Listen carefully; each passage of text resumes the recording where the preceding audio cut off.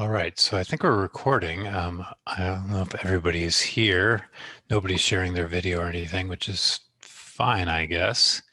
But there's Kevin Snow. I guess I don't really see do I see the participants list? Here it is. Okay, Jim McMillan's back.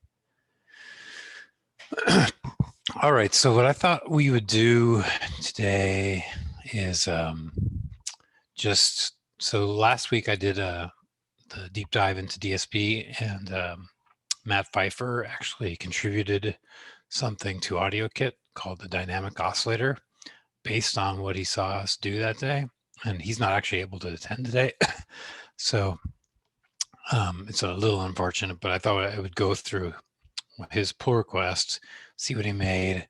I already accepted the pull request, but maybe we can make a cookbook entry for it and see what it sounds like, see what it does. So I'm going to share my screen.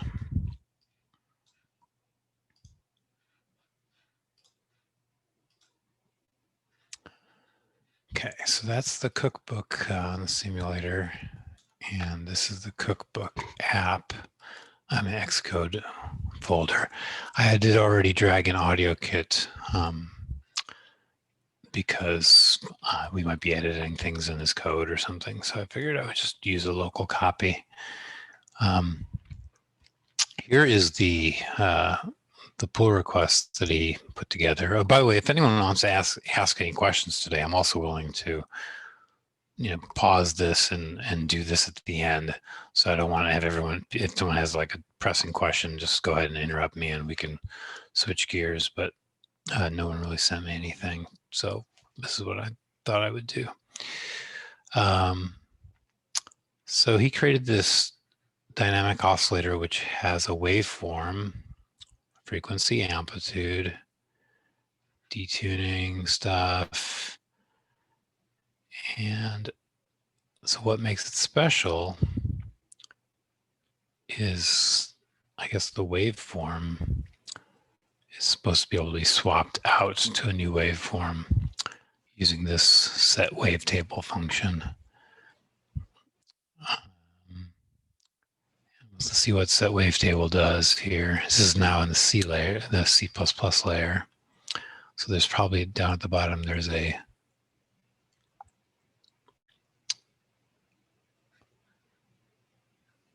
so just parameters. Well, we got to set wavetable. Oh, it's one of the functions that we have available in AudioKit. So he's just overriding it here. And so it looks like he's changing the internal waveform if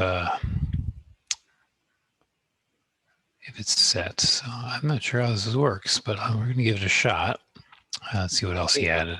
Yeah. Just for context, Matt shared that he got a lot of glitches while he was developing this, and so what you just went through right there was a solution where he's essentially like double buffering. So he's creating the new wavetable. So there's one that's playing. It's being pulled on by the audio render thread, and he sets a new one. And then there's a period of time where they crossfade. And then once that crossfade happens, you're switched over to the new waveform, and then he destroys the old one. So that logic that you were going through was around that. Nice. So yeah, that's cool that you know this, because you might be called upon to answer more questions about it. Because this is really my first time looking at the internals. But looks like he did come up with his own sound pipe module, basically. This dynamic OSC module. And you really should have updated some of this header stuff. Maybe we can erase that now. Since it's his own thing, he doesn't have to have the same header that Paul had. Okay. So yeah, don't want to necessarily go into this too much detail, but I want to take a look. Okay, then when he submitted it, I said, well, there's no tests. So then he added some test cases. And then once you add test cases, the last file down here is probably the set of MD5s for those test cases. It looks like they're all unique. So, okay. Well, let's see what this thing is all about and try to make a cookbook for it. So we're going to make a recipe. And it looks like it's kind of similar to an oscillator. So we can probably start off with the oscillator recipe. Just take that, find that file, and there's no real duplicate file, is there? I guess we'll just copy and paste. New file.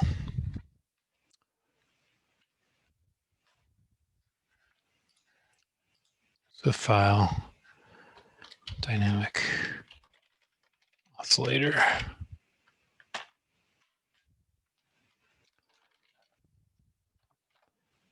And then we'll just replace all occurrences of oscillator here with dynamic oscillator.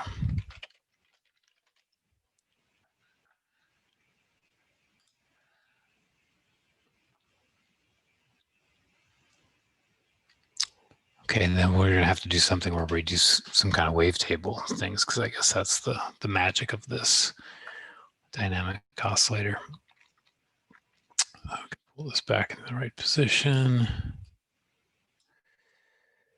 And update our content view so we can actually get to this thing. So we can make a new section here.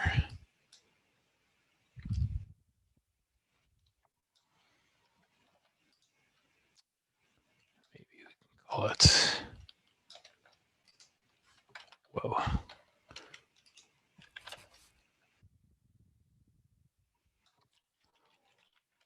Work in progress.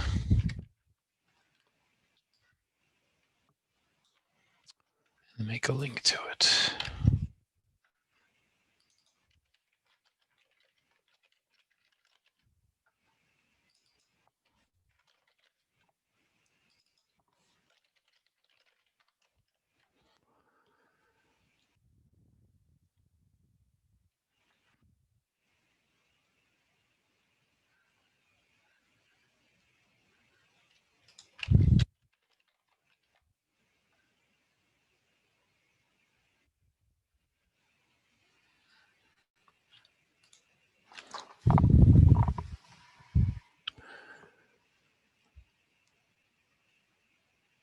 All right, so let's see what this, make sure this works. Make sure people hear sounds and stuff.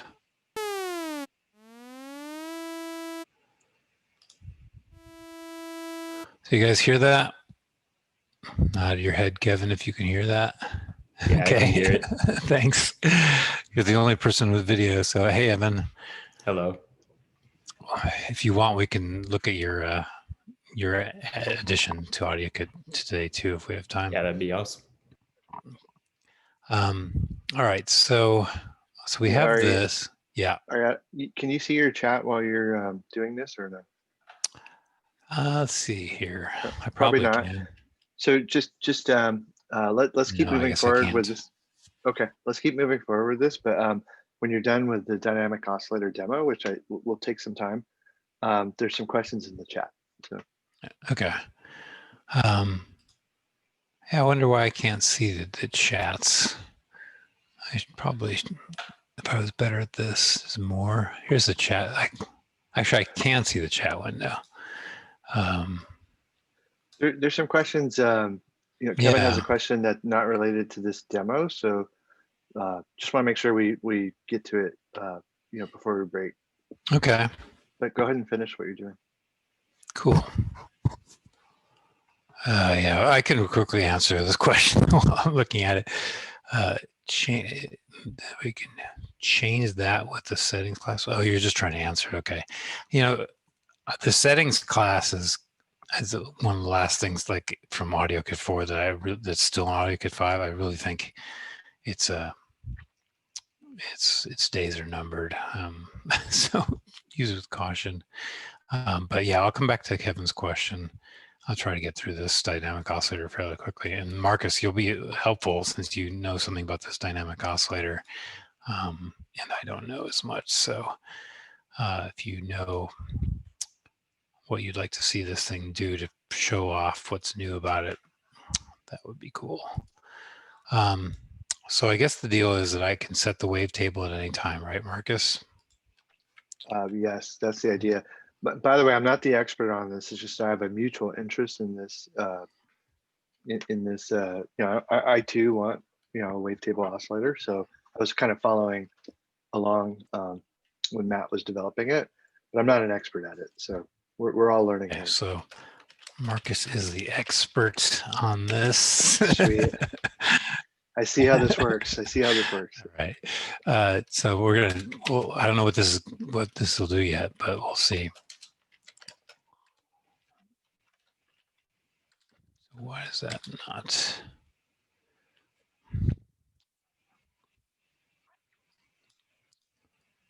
I'm forgetting how this works. No, that's the text. I guess I'm. You know, Taylor always makes fun of me because I can't do anything without autocomplete. The second that autocomplete stops working, I'm dead in the water. Speak of the devil, he's just texting me.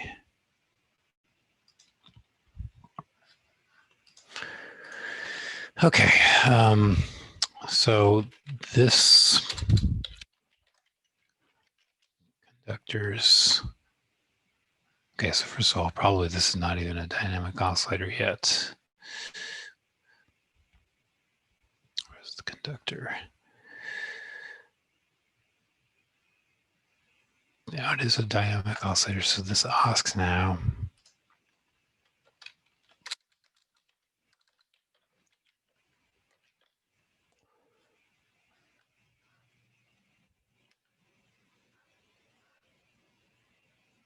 It really sucks that the autocomplete's not working because that's what I was going to use to, you know, kind of experiment with this. But I guess I got to look at the actual node here to see. It's something like set wavetable. I guess I can do a search for it. No. So that's not the one in Cookbook, but the one inside of AudioKit. So the thing I want to experiment with is set wavetable with a waveform.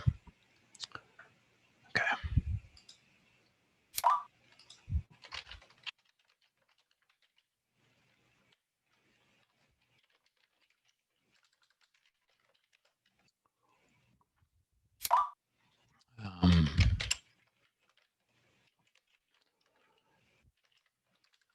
It looks like it's starting off as a sawtooth. So if I should, this should change it to do something else.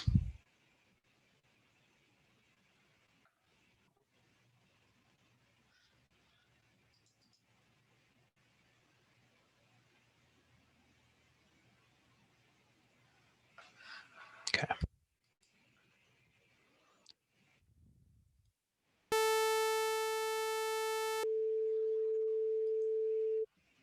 Okay. First time, baby. That's awesome. Yeah. So what could we do to make this nicer? Maybe give a few different types of things to. I would suggest like an array of, you know, just you have a bunch of tables. Yeah. So like do sine, triangle, I don't know if you have pulse or square. Yeah. And then sawtooth, and that's 4. And I know that would sort of recreate the Osmorph 4, but that's kind of a cool demo. Yeah. Let's do that. And then yeah, have some kind of fader, like set the table. Okay. I don't know if he linearly interpolates. Is that the point or no? That's the $1 million question. Actually, no. So,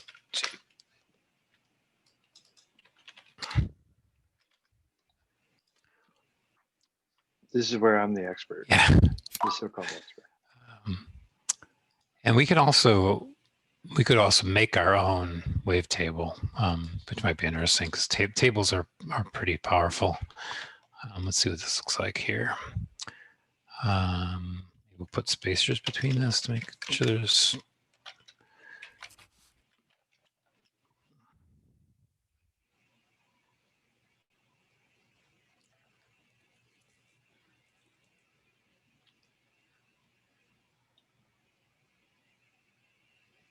I know he's working on a wavetable view, but I think we have those too. So possibly we could turn these into little images, but.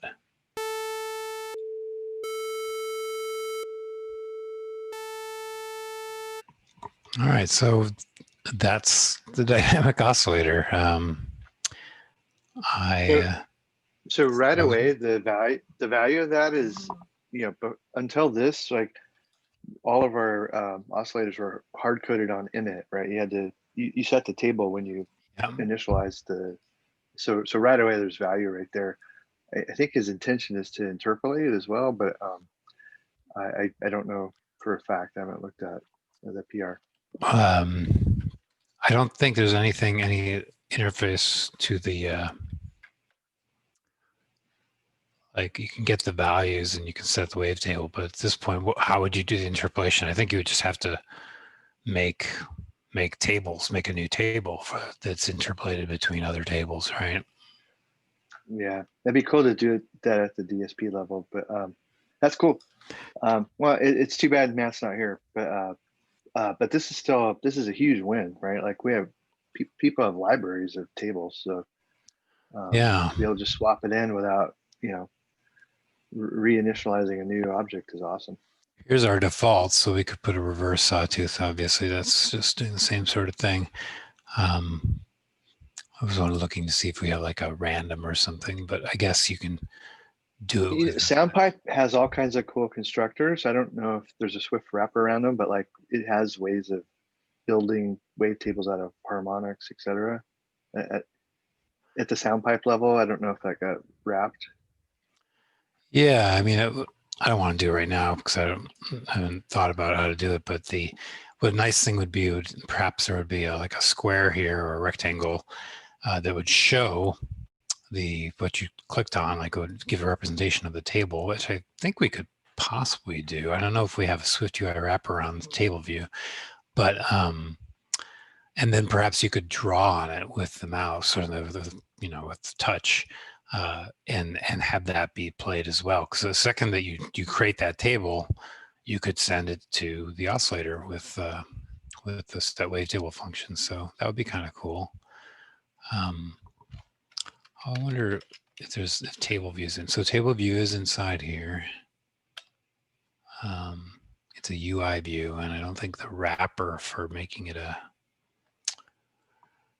Swift view is done yet. I don't think that's worth doing. It's not really an AudioKit thing. It's just a UI view representable around a view. We could do that, but maybe this was a quick little dynamic oscillator intro, and Matt can continue it next week, or we can do more with it. Unless somebody has any other suggestions about what else we could do to demo this. Okay, so we've got the question. Go ahead.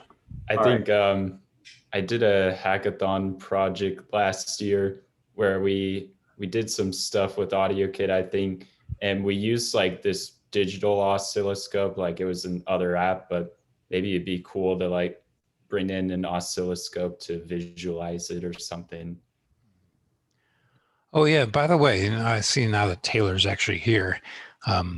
I was going to ask him to take a look at how this set wavetable was done, if it looks safe to him. Would you be willing to do that on the spot here? Yeah, sure. Why not? Okay. I'm just trying to get rid of my joke background. It's kind of old at this point. Where's your Bernie background, dude? You gotta have your Bernie mitten background. I know. That would be good, but let's see what our background and filters. Hold on, let me just get rid of the background. All right. So I don't know if you saw this earlier, but he just used the set wave table that was defined inside of the base class. Yeah. And then what does that do? Well, it does. So this internal AU set wave table stuff. Okay. So what is that? Wave. Yeah. Okay. What is that? I'll go to the DSP stuff.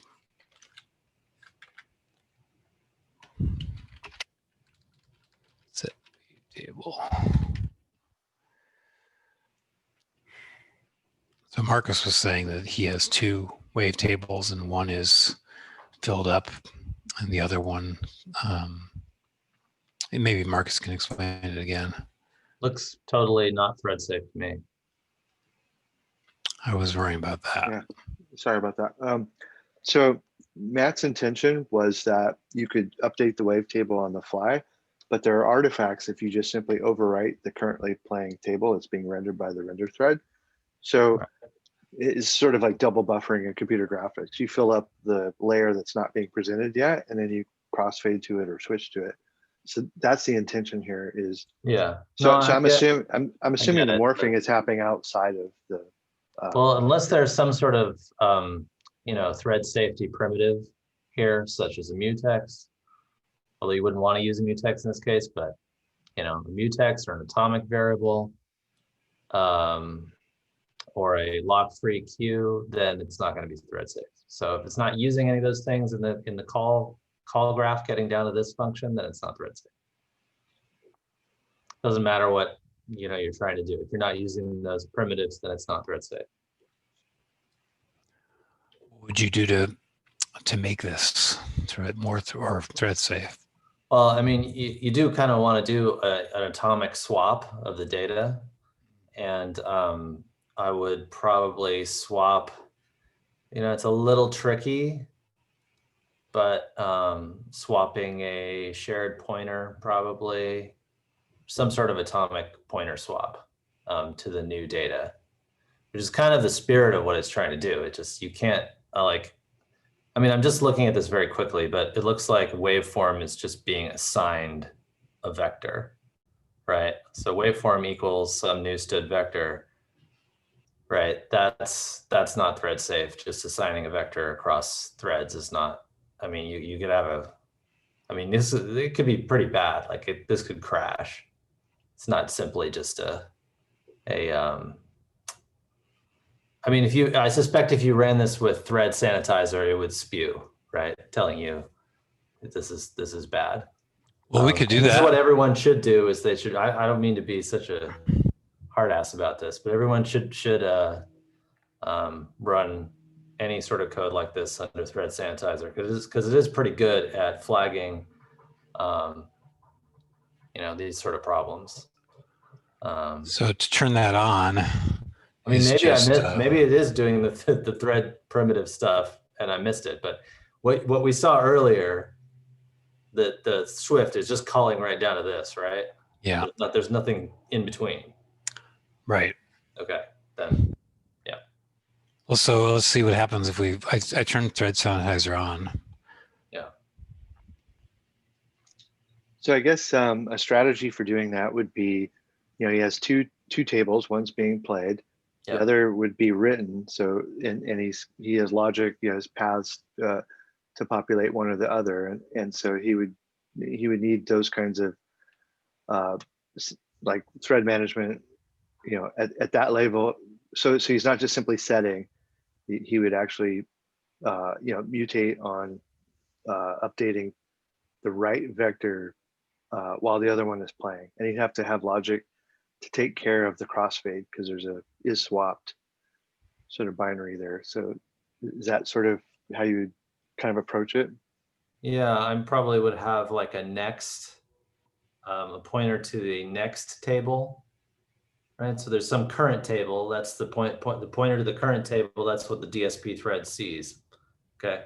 Then every time you get the render call, it checks, hey, do I have a new one? Do I have a new one? Right.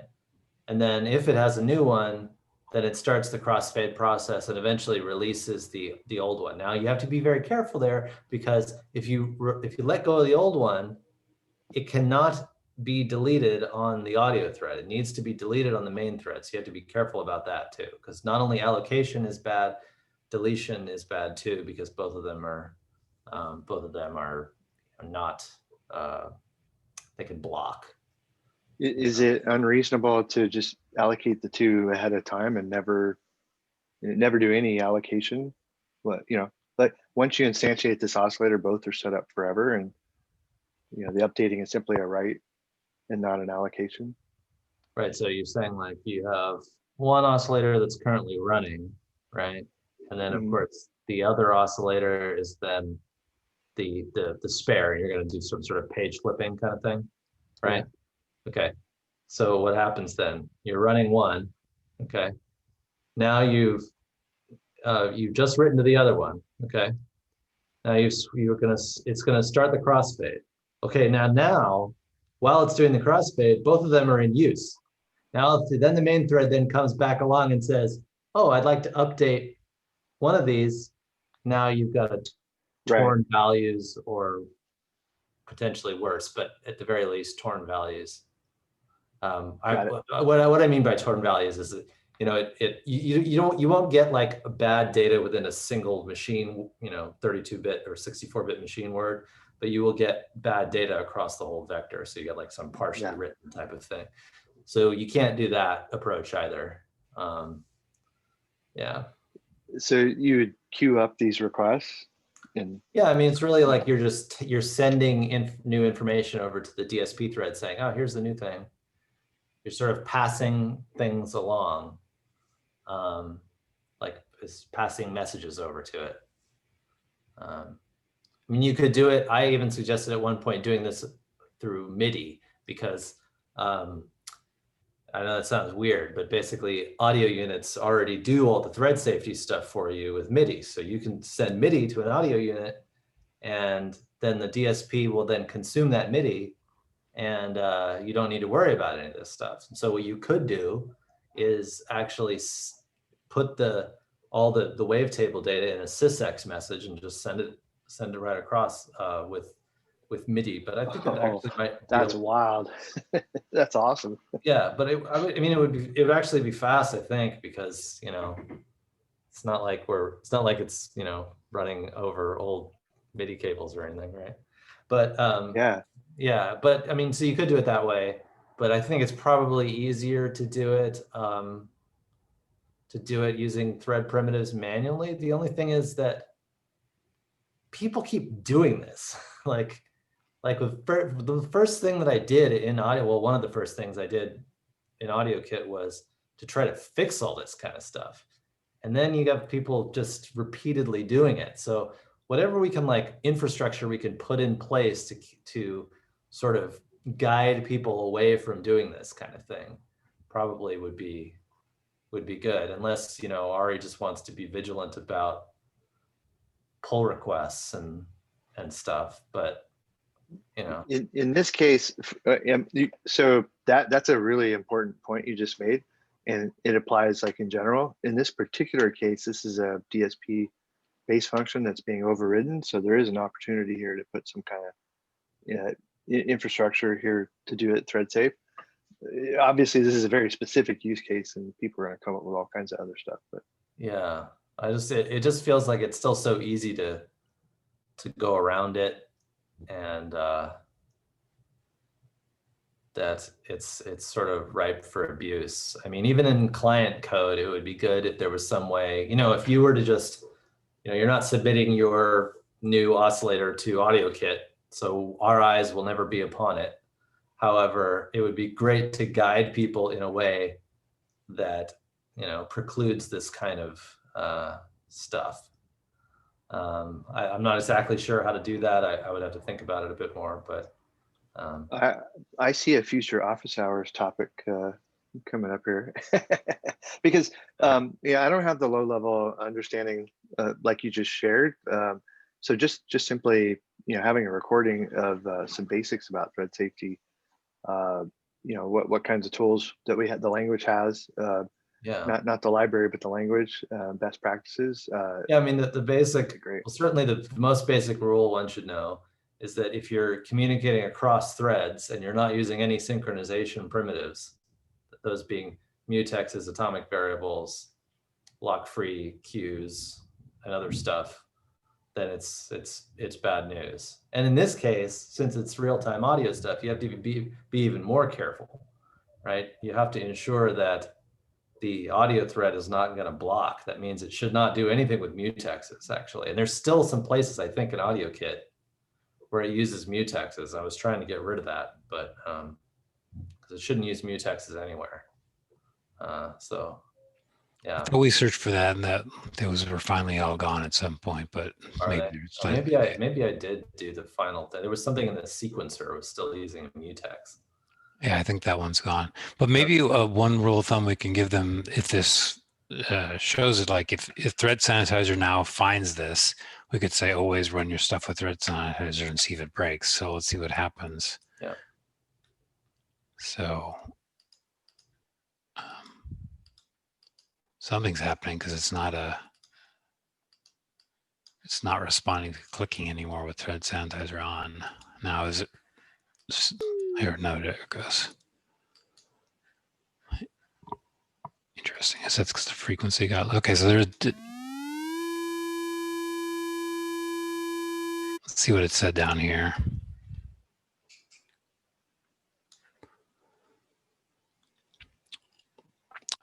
Where anything this it's giving us some data races and such. Is this the stuff we should be looking out for? Yeah, it's exactly what I would expect, a data race in the process function, because there's no mutex or any thread primitive guarding the data that it's reading, right? So it only gave us a warning, which is unfortunate. I'd rather that it just. Well, I think isn't that all thread sanitizer will do is give you warnings. It just gives you the runtime little purple runtime warnings. Okay. I don't think it's not like address sanitizer where it's just gonna stop. I think. I don't know. Maybe you can configure it to stop. Anyway. Right. Well, so we should, or I don't know if we can put it in like our continuous integration, but I should at least run new stuff with thread sanitizer and look for these problems before I accept it. I mean, I would have accepted Matt's thing anyway because I feel like it's a in development thing, but I wanted to give it a look, and I had a feeling that was going to be the case. Matt will be sad that he wasn't here to receive his whippings in person, but they'll be here for him when he gets done with his snowboarding trip. All right, so is there anything else that needs to be said about this? The cookbook is written, but we have problems with the thread safety.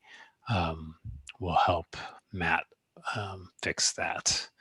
And perhaps if there is a few examples of how you do this in AudioKit, there will be less of a chance that he'll go that route again, or someone will go that route again, because the examples of set wavetable will be right. Well, what did we end up doing in sequencer? Like, isn't it called sequencer DSP.mm?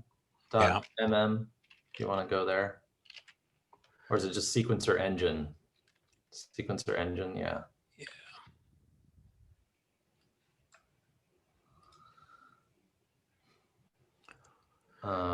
Okay, so here we have this event queue, which is a circular buffer. And I think it's just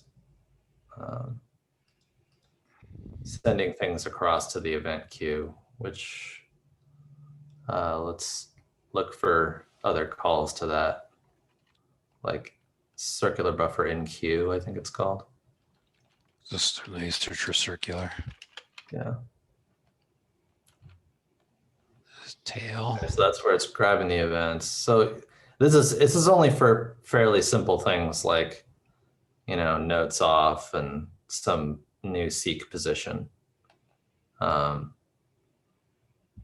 it's actually pretty simple, because I think the way I ended up doing it, if you look at where it actually creates the sequencer engine, probably just scroll down a bit.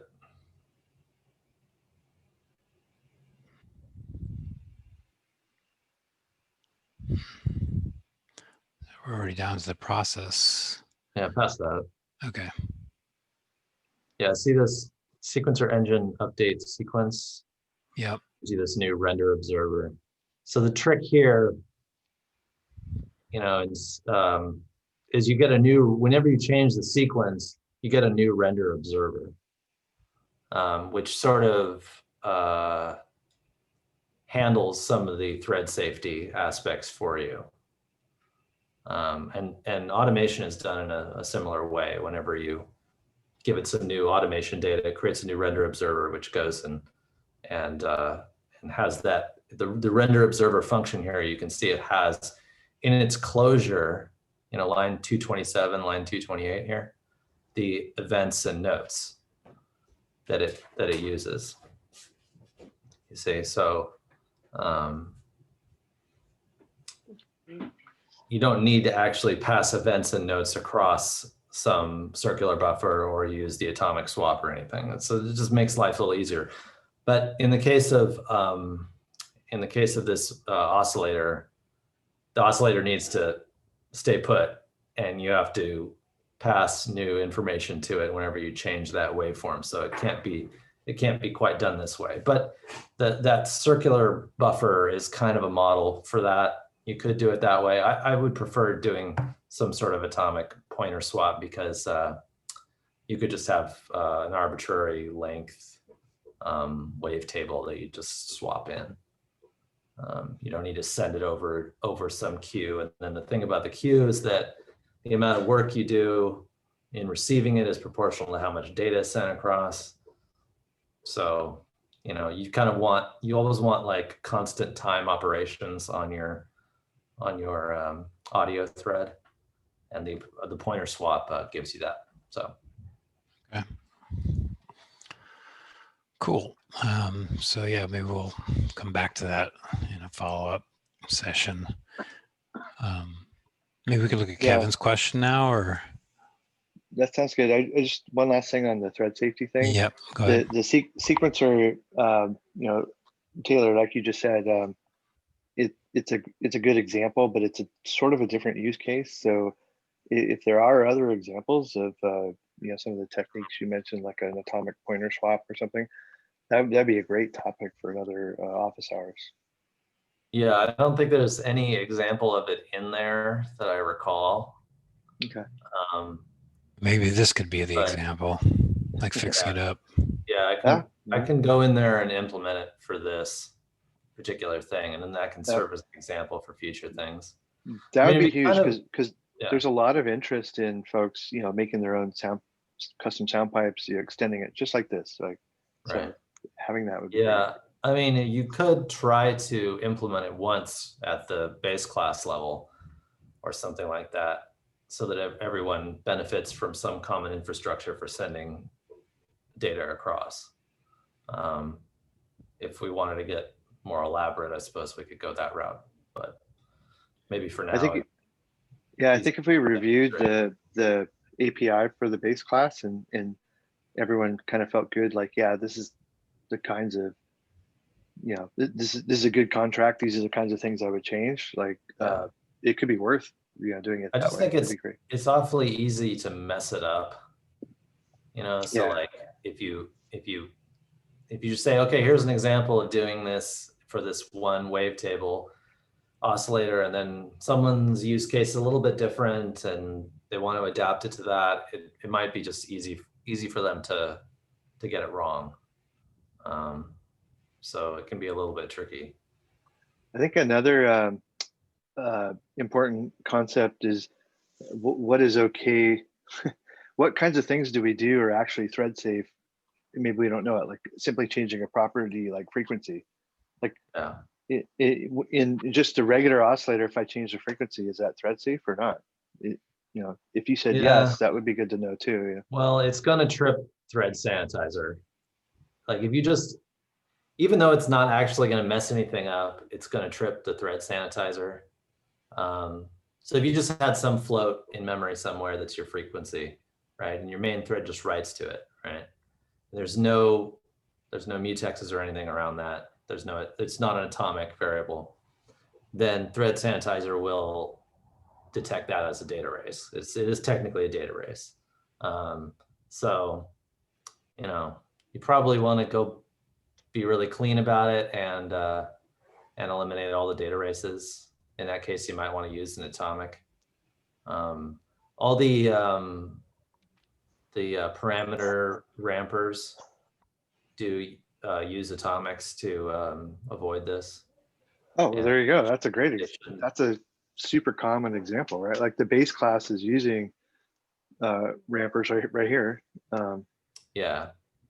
for every parameter. So that's a very, that's a Yeah. concrete example. Yeah, I mean, it's not, yeah, it's good for an example for just like doing it for a single float. For a whole array of floats, it's a different type of thing. But yeah, you can see how, I'm trying to remember how this works here. It has this UI value, this atomic float, I think is what, so UI value is kind of what the main thread sees. And then the DSP thread goes and checks, has the UI value changed? And if so, it updates its own value, something like that. Let's see, where would that be? Somewhere in this file. I think it might be the dzipper check or something. Check to see if the UI has changed. If so, start a ramp to dzipper it. Yeah. So there's this update counter, which basically tells you has the thing changed. Then, you know, if it's changed, then go grab it. I think, yeah, did they do the update counter? I'm trying to remember why they do the update counter. We sort of inherited this code from Apple, right? Yep. Yeah.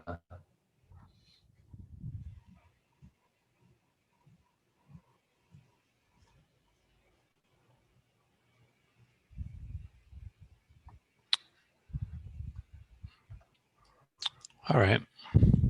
Well, like I said, if we make those changes, I'll totally show it in an upcoming office hour, whenever we make those changes. As far as Kevin's question, yeah, your latency through Bluetooth, through the AirPods mic is going to be not so great no matter what you do, as far as I know. I've never really done much with Bluetooth. I know AudioKit has like some Bluetooth things in the settings, but I don't know much about how to optimize that. I don't know if anybody else here does, but it's not my area of expertise. Isn't it tied to the AV audio engine? Isn't like the session category or something like that? Yeah, but how do you make it as fast as possible? I don't know. Well, yeah, over Bluetooth, I don't know, but I guess if you would just want to make it default to the phone's microphone instead of the headphone microphones. Oh, I see. Yeah. Basically, I'm trying to make the equivalent of live listen, but we don't want to ask our customers to go turn on live listen. And Apple doesn't provide an API to allow you to programmatically turn it on. So I realize I won't be as fast. The latency will be worse than anything I create, but if it could be acceptable to basically have headphones in, but listening out the mic of the device itself, is what I'm trying to accomplish. And I took the, as I said in my comments, I took the tuner example and I sort of rearranged it so that I put the mic into a mixer, then a mixer to the output, and it worked. But I discovered that I was using the microphone on the AirPod, so it was going back and forth twice. And I couldn't, whenever I tried to set it to the device's microphone, then I wouldn't get any audio at all. So I don't know what I was doing wrong. Yeah, I was just hoping you guys had some pointers for me if anyone's ever done anything like this. I really don't have anything for you. Sorry. I'll keep struggling with it then. Okay. I got curious too, so maybe I'll try messing around with it. I've never done it before, but yeah. Okay, Cool. cool. If I get it to work, I'll try to make a little add a page to the cookbook and send you a pull request. if I can get it working. That would be cool. Yeah. Yeah. And Jason, you wanted to see some Hello World stuff. You know, we did a project from scratch in, I think, the very first office hour that's recorded. So, but if you know, I'm happy to do like that again. Perhaps I could do it like for Mac OS since I did it for iOS, just to do something a little bit different. But I think you'll be able to find what you need in the first office hour. Cool. So any other questions? Because I think we'll do the transient thing next week or so, rather than trying it right now because it's already 45 minutes in. I think I'm gonna do some of this thread sanitizer too to see, because I'm kind of beginner to this kind of stuff. I'm just learning C++ and everything, so I think it's some good tips. Yeah, I'm getting schooled too. Like, you know, I made a lot of contributions to Synth1, and I never read. I'm sure if you ran thread sanitizer, it would just go crazy. So these office hours are really valuable for me too. Like I'm learning so much being here. Yeah, and to get Taylor's insight into this stuff is super valuable. My whole last summer was spent looking at AudioKit 4, and you know, Taylor was thinking about using it for one of his projects, and he was just like finding bug and race condition, all this stuff after, and it was really disheartening in a way, but he would like show me how to do it the right way or do it for a particular node, and then I would do it for all the nodes. And I think we eventually got to a point where it's like kind of addictive that we were actually making AudioKit like safe to use and stable.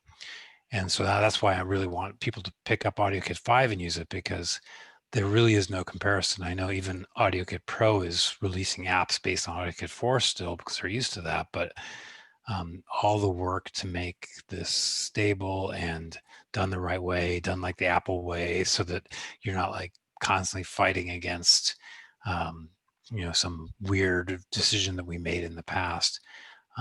It's super valuable, and I just want people to realize it and just force themselves to use AudioKit 5, because it's definitely the better of the two alternatives.